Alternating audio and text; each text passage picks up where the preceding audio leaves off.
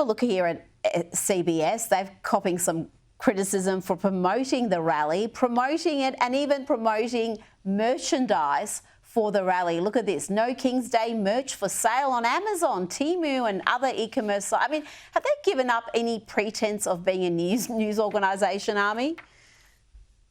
Yeah, it's not CBS. It's all of them, right? I mean, all of them are simply at this point, they're just pushing a narrative. They're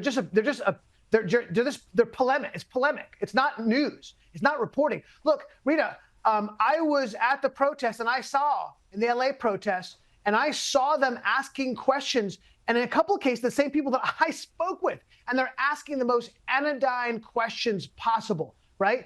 They didn't cut to the heart of the matter of why you're here.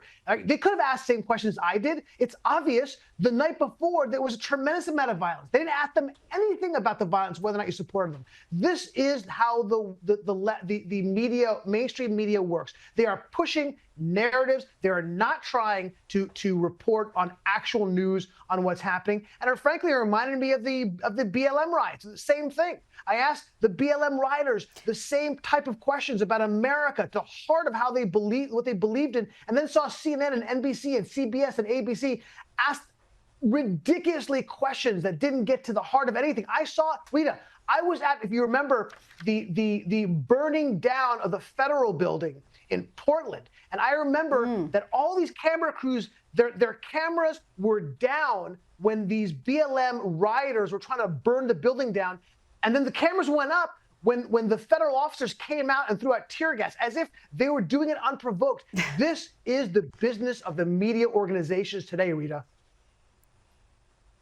Well, that's why trust in the media in the US is at record lows. I think it's like something in 1 in 10 Republicans has any trust in the mainstream media. Donald Trump is facing, some would say, an impossible balancing act, living up to the America First agenda, the no wars agenda, and America's role in the Israel-Iran conflict. Clearly, the Trump administration wants to demoralise the Iranian regime and ensure they don't get their hands on nuclear weapons, but how far do they go to make that happen? Here's what Secretary of State Marco Rubio said after Israel took action against Iran. He said, Israel took unilateral action against Iran. We are not involved in strikes against Iran, and our top priority is protecting American forces in the region. Israel advised us that they believed this action was necessary for its self-defense. President Trump and the administration have taken all necessary steps to protect our forces and remain in close contact with our regional partners. Let me be clear, Iran should not target US interests or personnel. Army, this is very difficult for the Trump administration. How can Donald Trump manage the expectations of the no-war members of the base, which are not insignificant in number? Yeah, no, it's a very difficult situation. And frankly, look, we've talked about this before, and it's doubly true now. I think the Iran strike kind of highlighted this discrepancy and the split in the Republican Party between traditional Republicans and isolationist Republicans. I want to point out one thing first before I continue on down that road, is that when Israel was hit by ballistic missile after ballistic, like hundreds of ballistic missiles that slammed into Israel, killing Israelis, damaging buildings, the Iran deal, which is what Trump said he wanted to back out of it, he did in fact back out of it in his first administration, and went on and on saying we will never go back to that. Well, one of the reasons why we hated that and why that agreement was horrible was that they allowed Iran to continue to build and to develop ballistic missiles. And now you see the results today as these things are slamming into Israel, killing Israelis. I just want to point that out, okay? And why Trump took us out of that deal. But going back to the split, no, it's a significant issue.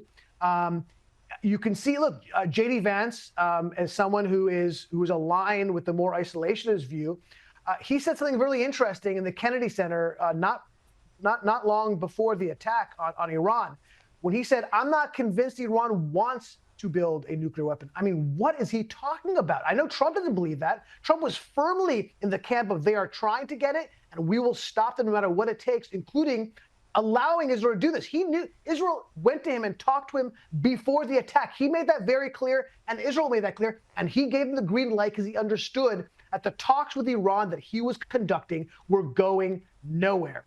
But when J.D. Vance says, I don't know if they want it, it reminds me, Louisa, I've told the story before. It reminds me of when I met with the Obama negotiators of the Iran deal, and I asked them the same question, and we're talking about Iran and nuclear weapons. They said to me, how do you know they want to build nuclear weapons? We're experts and we don't know. It's alarming to me that he used the same language as them.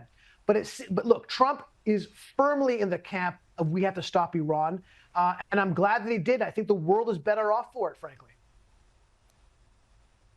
Well, what do you see happening next? Are we going to see this conflict continue until Iran is demoralised to a point that any ambitions of having nuclear weapons is gone for the time being? Or really, if you need to cut off the head of the snake, do you need to have regime change? Because the mullahs aren't going to stop after this. They're just going to regroup and launch the next campaign. Look, regime change is, of course, ultimately what everyone wants, right? Remember this. The Iranian people are great. Look, I am Iranian, okay? The Iranian people are pro-Western. A lot of them are pro-Israel, frankly. They're very practical. They understand how the world works. The compact between the regime and its people, the reason why the regime is still around is because they made a deal. They said, look, don't get involved in the way we run the country, and we will allow you to have a great life, a material life, business and money.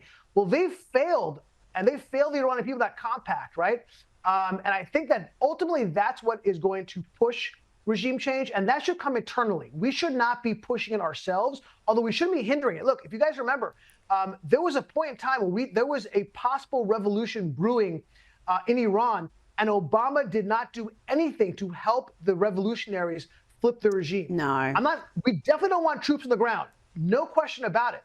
But you want to help the people who are trying to reform that country. And he didn't do it. So yes, look, ultimately we don't know what's going to be the end result. That one of his great failures there was Army, where the Iranian people were putting their lives on the line, and America was entirely missing in that episode. Ami Horowitz, thank you so much for your time tonight. Always a pleasure.